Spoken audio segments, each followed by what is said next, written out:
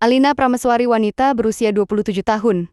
Cantik, kaya raya, pewaris tunggal perusahaan besar. Ia terbiasa hidup mewah dan dihormati, namun terkenal dingin, angkuh, dan perfeksionis. Sejak kecelakaan tragis yang dialaminya saat liburan di luar negeri, ia kehilangan kemampuan untuk berjalan dan harus menjalani hidup di atas kursi roda. Rasa putus asa dan dendam pada dunia menguasai jiwanya. Raka, pria misterius berusia sekitar 30 tahun, bertubuh tinggi, kurus, berpenampilan compang-camping seperti gelandangan, rambutnya sedikit panjang wehannya lesu, pakaiannya robek dan lusuh. Namun di balik tampilannya yang menyedihkan, terdapat aura tenang dan kekuatan aneh yang tidak bisa dijelaskan. Ia menyimpan masa lalu yang kelam dan rahasia besar tentang kemampuannya. Alina Prameswari pernah dianggap sebagai wanita sempurna. Ia memiliki segalanya yang diimpikan, banyak orang, kecantikan yang memesona, kekayaan yang tak perlu dipertanyakan, pendidikan terbaik di luar negeri, serta status sosial yang membuat orang-orang berlomba mendekat kepadanya. Namun kesempurnaan itu membuatnya menjadi pribadi yang dingin dan sulit didekati.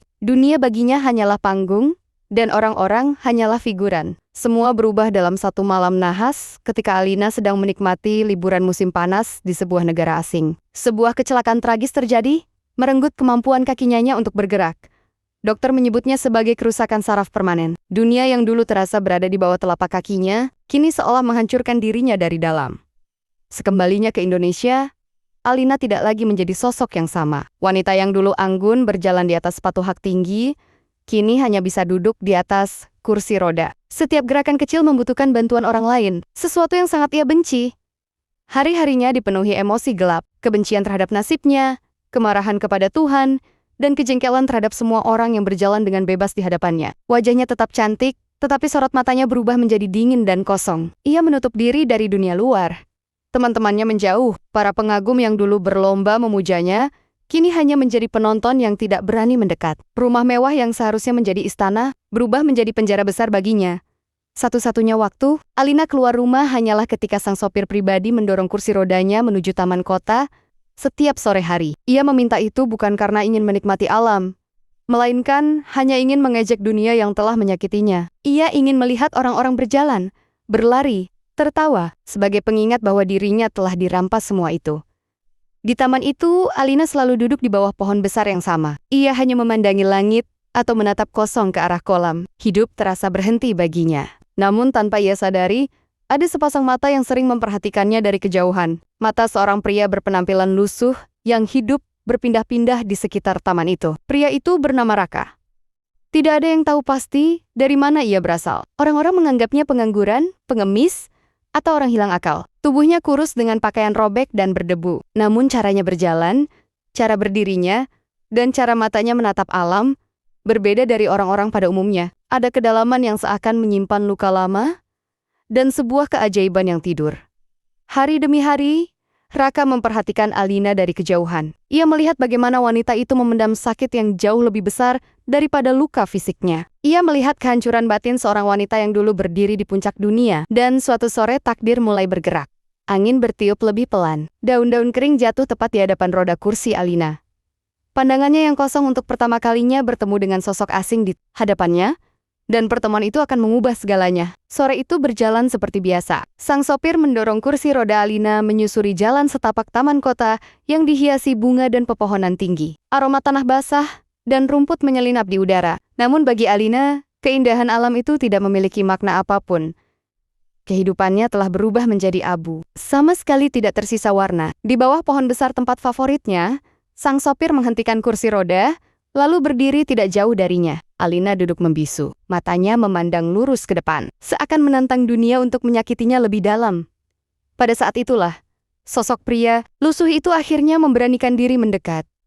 Langkahnya pelan, nyaris tanpa suara. Dari bajunya yang compang-camping dan rambut acak-acakan, tidak ada satupun orang yang akan mengira bahwa ia akan mendekati seorang wanita seperti Alina.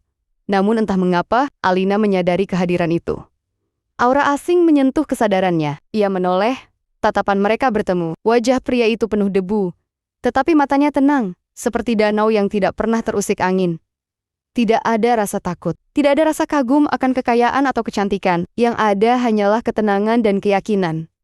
Alina langsung merasa tersinggung. Baginya kehadiran pria lusuh seperti itu di dekatnya adalah sebuah penghinaan. Ia merasa martabatnya diinjak. Amarah yang selama ini terpendam seolah menemukan salurannya. Hatinya terbakar oleh rasa muak dan jijik. Baginya, pria itu tidak pantas berada di dekatnya, apalagi menatapnya seperti itu. Dan ketika pria itu memberi isyarat bahwa ia bisa menyembuhkan kaki Alina, kemarahan wanita itu berubah menjadi badai besar dalam jiwanya. Alina merasa dirinya sedang dipermainkan. Seorang pria miskin, kotor, tidak berarti apa-apa, berani menjanjikan sesuatu yang bahkan para dokter terbaik dunia tidak mampu lakukan. Dadanya sesak oleh amarah. Dalam kekalutan emosinya, Alina melepaskan sumpah yang keluar dari lubuk hatinya yang terluka. Dalam pikirannya, sumpah itu tidak lebih dari ungkapan kemarahan dan penghinaan terhadap pria itu, sebuah tantangan yang mustahil. Namun raka pria lusuh itu tidak gentar, tidak ada kemarahan, tidak ada ego yang terluka. Wajahnya tetap tenang. Justru ada kesedihan halus di matanya, seolah ia memahami luka yang dialami Alina lebih dari siapapun. Ia hanya meminta satu hal yang tidak pernah Alina lakukan sebelumnya sejak kecelakaan itu. Terjadi, berdiri. Permintaan sederhana, namun terasa mustahil. Sang sopir menegang. Udara di sekitar seolah membeku. Alina menatap pria itu dengan kebencian dan penghinaan. Tetapi di balik semua itu, hatinya tersentuh oleh sesuatu yang tidak bisa ia jelaskan. Sebuah getaran kecil dari harapan yang selama ini ia bunuh sendiri.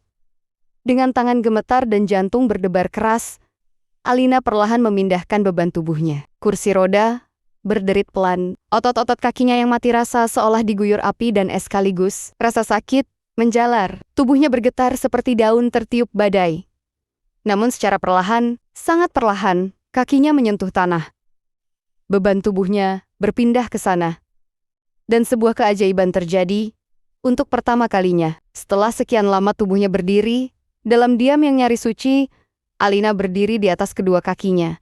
Tanpa bantuan siapapun, tanpa alat, tanpa kursi, langit sore seakan bersinar lebih terang. Sang sopir terpaku. Dunia terhenti. Air mata mulai mengalir di wajah cantik Alina. Bukan lagi air mata kebencian, melainkan air mata keajaiban. Kaki itu hidup kembali. Dan tepat di hadapannya berdiri pria yang selama ini ia hinakan.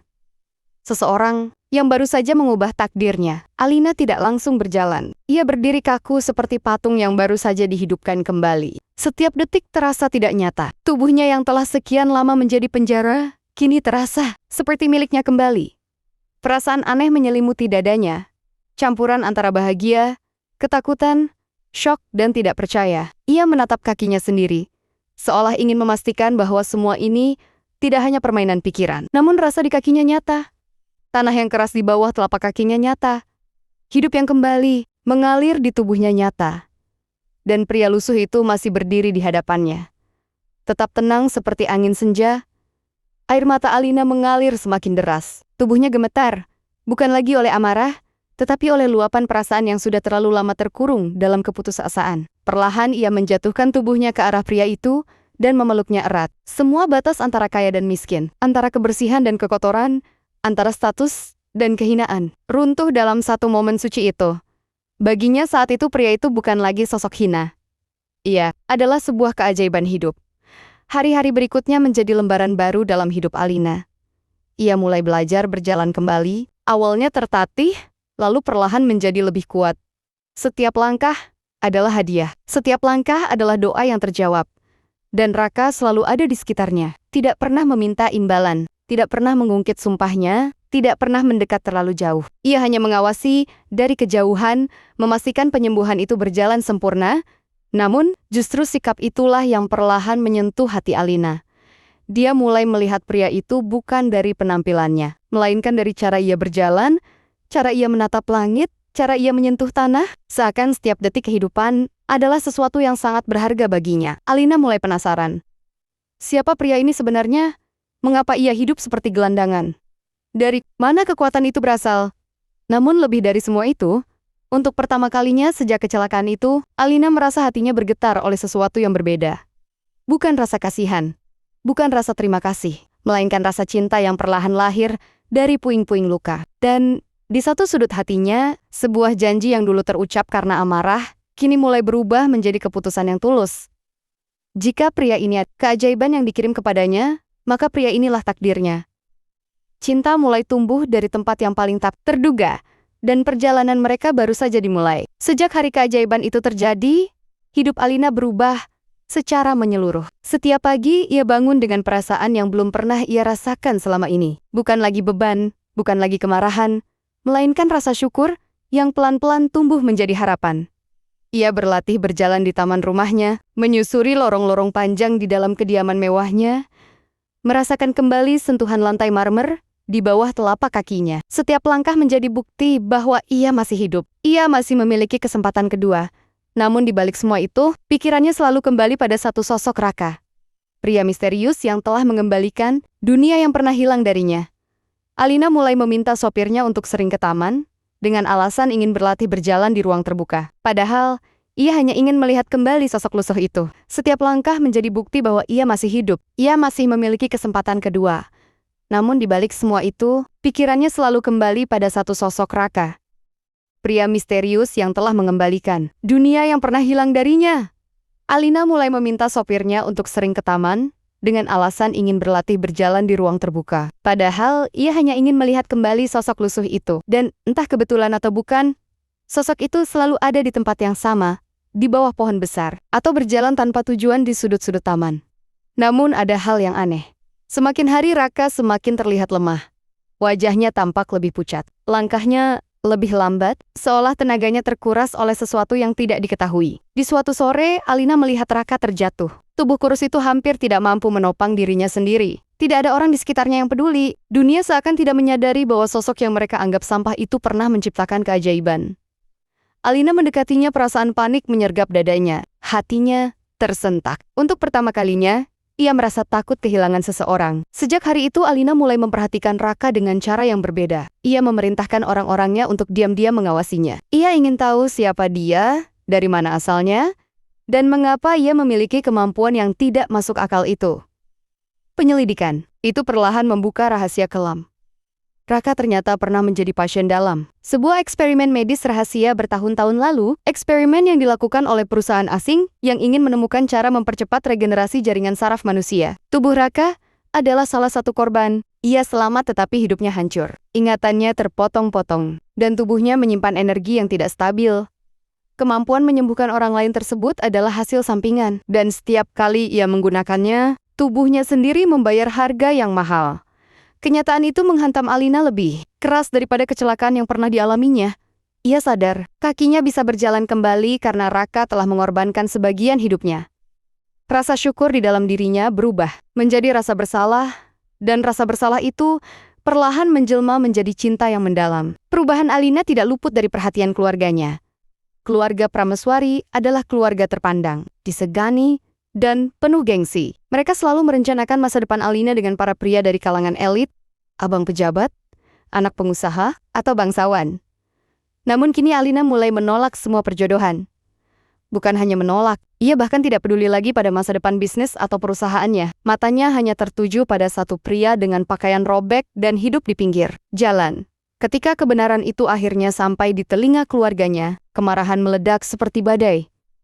Bagi mereka, Raka adalah noda. Aib, sebuah kehinaan.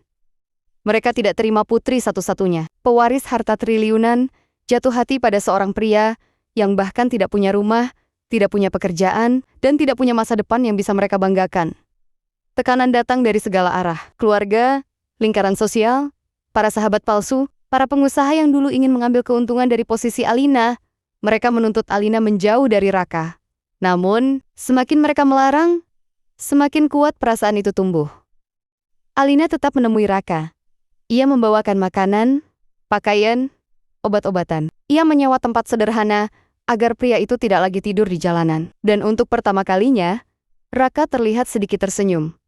Bukan karena harta, bukan karena kemewahan, melainkan karena ada satu manusia di dunia ini yang melihat dirinya bukan sebagai sampah, melainkan sebagai manusia. Cinta tumbuh diam-diam di antara dua jiwa yang sama-sama terluka, cinta yang tidak bisa dijelaskan oleh logika, cinta yang lahir bukan dari kesempurnaan, tetapi dari penderitaan yang sama. Namun takdir belum selesai menguji mereka. Suatu malam, tubuh Raka kembali melemah drastis. Napasnya memburu, tubuhnya menggigil, dan keringat dingin membasahi dahinya. Alina yang berada di dekatnya segera memanggil dokter pribadi terbaik yang ia miliki. Hasil pemeriksaan sangat mengkhawatirkan. Sel-sel di dalam tubuh Raka rusak dengan cepat, seperti seseorang yang menua puluhan tahun hanya dalam hitungan hari. Efek eksperimen itu telah mencapai tahap mematikan. Dokter tidak berani memberi banyak harapan. Hari-hari berikutnya menjadi ketakutan terbesar bagi Alina. Ia duduk di samping tempat tidur Raka. Tidak lagi sebagai wanita angkuh dan keras seperti dulu, melainkan sebagai seorang wanita yang ketakutan kehilangan cinta pertamanya yang sejati. Ia menggenggam tangan pria itu. Ia membelai rambut kusut yang dulu membuatnya jijik. Kini justru menjadi sesuatu yang paling berharga di dunia. Di dalam hatinya sebuah keputusan mulai terbentuk. Jika dulu ia bersumpah akan menikahi pria ini karena amarah, sekarang ia ingin menikahinya karena cinta. Bahkan jika dunia menentang.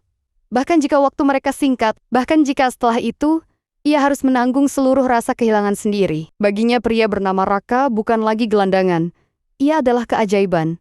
Ia adalah takdir. Ia adalah cinta satu-satunya dalam hidupnya.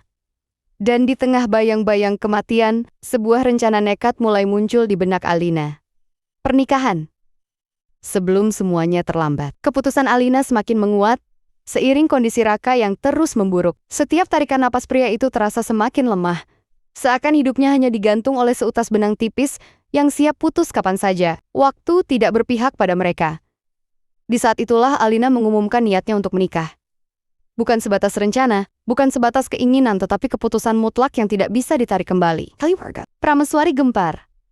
Bagi mereka itu lebih buruk daripada skandal apapun yang pernah mencoreng nama keluarga mereka. Putri tunggal pewaris seluruh kekayaan, yang seharusnya menikah dengan pria terpandang, justru memilih seorang pria lusuh yang tidak memiliki latar belakang jelas dan sedang berada di ambang kematian.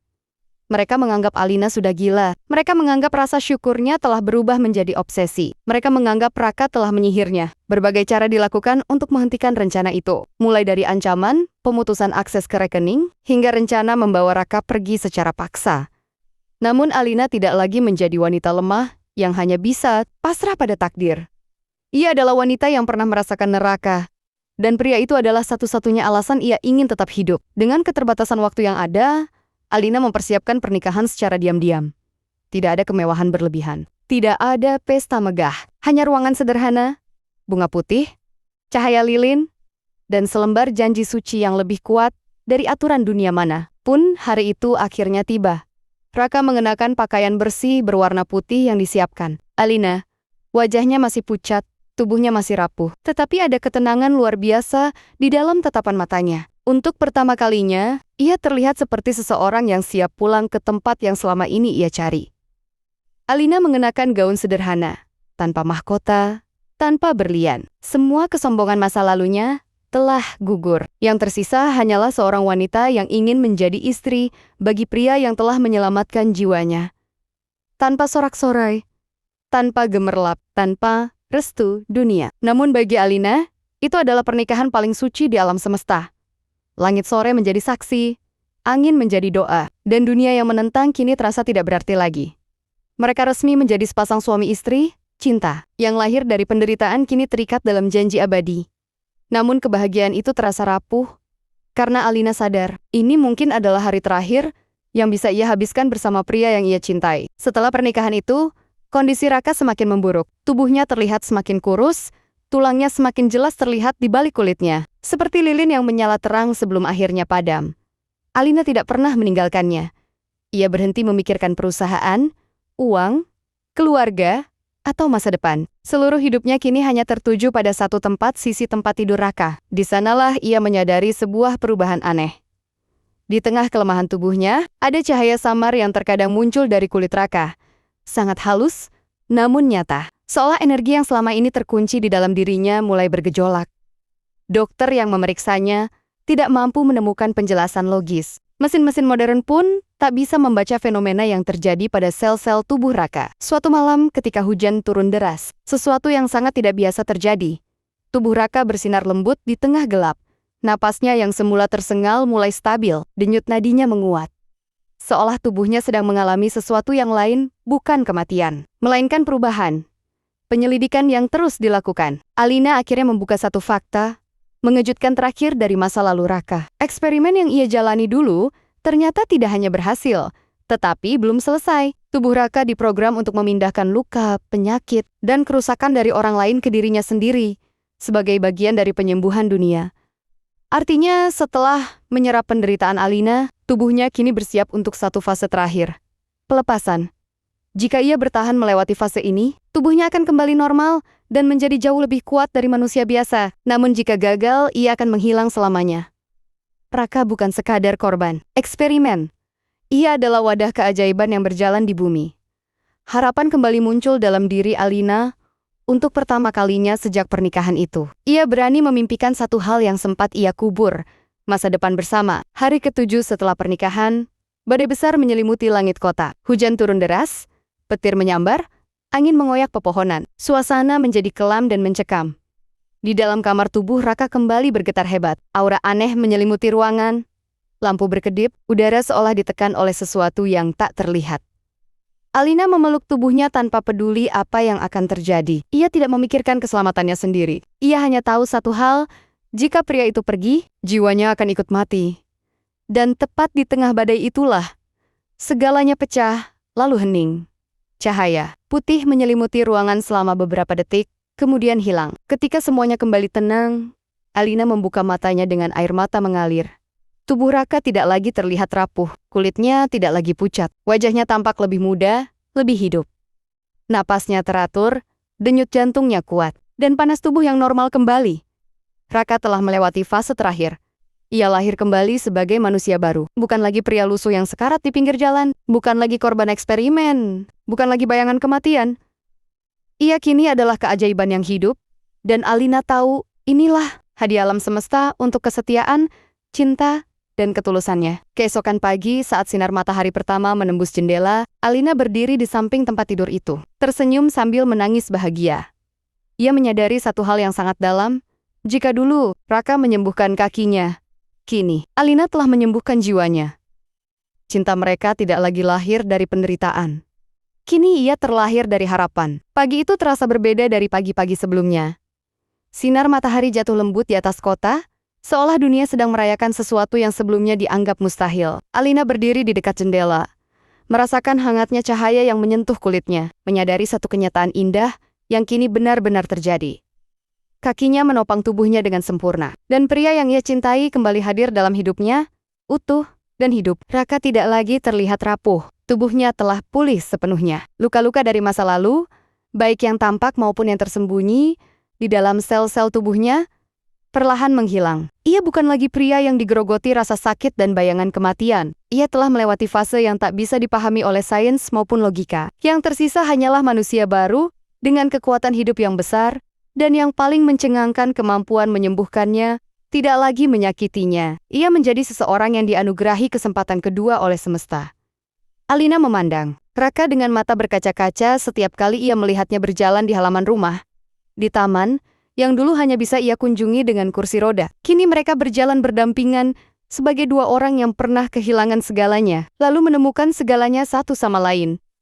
Lambat laun, dunia di luar sana mulai mendengar kisah mereka, bukan sebagai gosip murahan, bukan sebagai skandal, melainkan sebagai keajaiban nyata yang tidak bisa dijelaskan. Seorang wanita kaya yang dulu lumpuh, kini mampu berjalan. Dan seorang pria gelandangan yang dulu sekarat, kini berdiri sebagai simbol harapan, keluarga prameswari. Akhirnya tidak bisa lagi menentang kenyataan itu.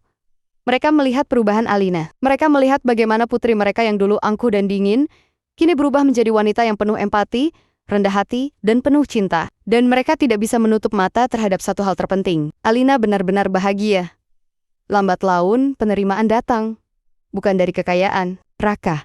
Bukan dari masa lalunya, namun dari keajaiban yang telah ia bawa ke dalam hidup Alina. Bersama Alina dan Raka, membangun sebuah yayasan kecil, tempat bagi mereka yang terluka, bagi mereka yang kehilangan harapan, bagi mereka yang tidak lagi dipercaya dunia. Raka tidak menyembuhkan semua orang, karena ia menyadari satu hal penting. Tidak semua luka harus hilang. Beberapa lukalah yang mengajarkan manusia tentang kehidupan. Namun ia memberi mereka harapan, dan Alina memberi mereka tempat untuk bangkit. Di taman yang sama, di tempat takdir pertama kali mempertemukan mereka, sebuah pernikahan sederhana, namun indah, akhirnya digelar kembali. Kali ini, bukan diam-diam, bukan dalam ketakutan, bukan dalam bayang-bayang kematian, melainkan dalam cahaya matahari. Doa-doa tulus dan restu yang dulu mustahil ada, Alina berjalan menuju altar tanpa kursi roda, tanpa bantuan siapapun. Setiap langkahnya adalah bukti cinta, perjuangan, dan keajaiban. Ia bukan lagi wanita yang dikalahkan oleh takdir, melainkan seorang wanita yang berjalan lurus, menjemput kebahagiaannya sendiri, dan Raka berdiri, menunggunya, bukan sebagai pria lusuh tanpa masa depan, bukan sebagai simbol penderitaan, melainkan sebagai pria yang telah dilahirkan kembali oleh cinta. Di dunia yang penuh kebencian, pengkhianatan, dan kehilangan cinta, mereka berdiri sebagai bukti bahwa keajaiban itu nyata. Bukan karena sihir, bukan karena eksperimen, melainkan karena kesetiaan, pengorbanan, dan hati yang tidak menyerah pada kegelapan. Kini mereka tidak hanya berjalan bersama di atas tanah, tetapi juga di atas kehidupan yang baru, yang mereka bangun dengan cinta.